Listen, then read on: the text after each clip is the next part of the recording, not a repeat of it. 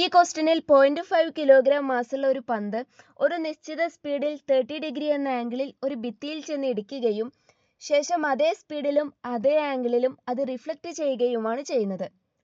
0.25 second നേരത്തേക്ക് പന്ത് ഭിത്തിയുമായി കോണ്ടാക്റ്റിൽ വരികയാണെങ്കിൽ ഭിത്തിയിൽ അനുഭവപ്പെടുന്ന ആവറേജ് ഫോഴ്സ് കാണാനാണ് ഈ ക്വസ്റ്റ്യനിൽ ആവശ്യപ്പെടുന്നത്.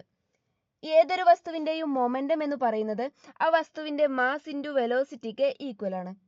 ഇവിടെ പന്ത് ഒരു നിശ്ചിത വെലോസിറ്റിയിൽ ഭിത്തിയിൽ വന്ന് ഇടിക്കുമ്പോൾ പന്തിന് ഒരു മൊമെന്റം ഉണ്ടായിരിക്കും. എന്നാൽ ഭിത്തിയിൽ ഇടിച്ചതിന് ശേഷം പന്ത് ആദ്യത്തെ അതേ വേഗതയിൽ തന്നെയാണ് തിരിച്ചു വരുന്നതെങ്കിലും പന്തിന്റെ ഡയറക്ഷൻ മാറുന്നതിനാൽ വെലോസിറ്റിയിലും അതുപോലെ മൊമെന്റത്തിലും മാറ്റമുണ്ടാവും. ചുവരിൽ ഇടിക്കുമ്പോൾ ഒരു പന്തിന്റെ മൊമെന്റം മാറുന്നത് ഭിത്തി പന്തിൽ ചെലുത്തുന്ന ഇമ്പൾസീവ് ഫോഴ്സ് കാരണമാണ്. ഈ ബലം കാരണം പന്തിന്റെ ദിശയ്ക്ക് മാറ്റം വരുന്നു.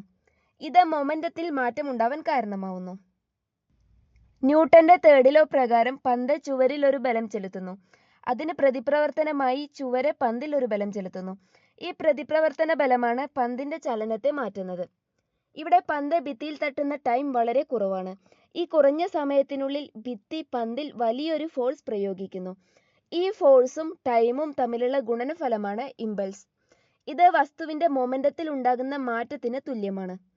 അതിനാൽ നമുക്ക് ഇമ്പൾസ് എന്ന് പറയുന്നത് പന്തിന്റെ മൊമെന്റത്തിൽ ഉണ്ടാവുന്ന ചേഞ്ചിന് ഈക്വൽ ആണ് എന്ന് എഴുതാം. ഇവിടെ പന്ത് 12 മീറ്റർ പെർ സെക്കൻഡ് എന്ന വെലോസിറ്റിയിൽ 30 ഡിഗ്രി എന്നൊരു ആംഗിളിലാണ് ഭിത്തിയിൽ വന്നിടിക്കുന്നത്. അങ്ങനെയാണെങ്കിൽ പന്തിന്റെ വെലോസിറ്റിക്ക് രണ്ട് കമ്പോണന്റുകൾ ഉണ്ടായിരിക്കും. ഒന്നിങ്ങനെ ഈ ഭിത്തിക്ക് പാരലൽ ആയിട്ടും മറ്റൊന്ന് ഇതിന് പെർപെൻഡിക്കുലർ ആയിട്ടുമാണ് വരുന്നത്. അതുപോലെ 12 മീറ്റർ പെർ സെക്കൻഡ് എന്ന സ്പീഡിലും ഈ ഡയറക്ഷനിലുമാണ് പന്ത് റിഫ്ലക്റ്റ് ചെയ്യുന്നത്. ഇവിടെയും പന്തിന്റെ വെലോസിറ്റിക്ക് ഇങ്ങനെ രണ്ട് കമ്പോണന്റുകൾ ഉണ്ടായിരിക്കും.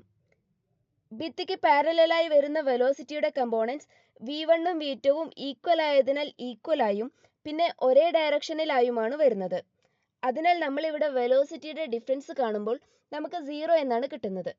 എന്നാൽ ഭിത്തിക്ക് പെർപെൻഡിക്കുലറായി വരുന്ന വെലോസിറ്റിയുടെ കമ്പോണൻസ് തുല്യവും വിപരീത ദിശയിലുമായതിനാൽ പെർപെൻഡിക്കുലർ ഡയറക്ഷനിൽ നെറ്റ് ചേഞ്ച് ഇൻ മൊമെന്റം എന്ന് പറയുന്നത് 0 ആയിരിക്കില്ല, മറിച്ച് ഇങ്ങനെയായിരിക്കും വരുന്നത്. ഇത് ഇമ്പൾസിന് ഈക്വൽ ആയതിനാൽ നമുക്ക് ഇങ്ങനെ എഴുതാം. ഇവിടുന്ന് പന്തിൽ പ്രയോഗിക്കപ്പെടുന്ന ഫോഴ്സ് നമുക്ക് ഇങ്ങനെ കാണാം. ഇവിടെ പന്തിന്റെ മാസ് 0.5 എന്നും വെലോസിറ്റിക്ക് 12 എന്ന് കൊടുക്കുകയും sin 30ക്ക് പകരം 1/2 എന്ന് എഴുതുകയും അതുപോലെ ടൈം 0.25 എന്ന് എഴുതുകയും ചെയ്യുമ്പോൾ ഫോഴ്സ് നമുക്ക് 24 ന്യൂട്ടൺ എന്ന് കിട്ടുന്നു.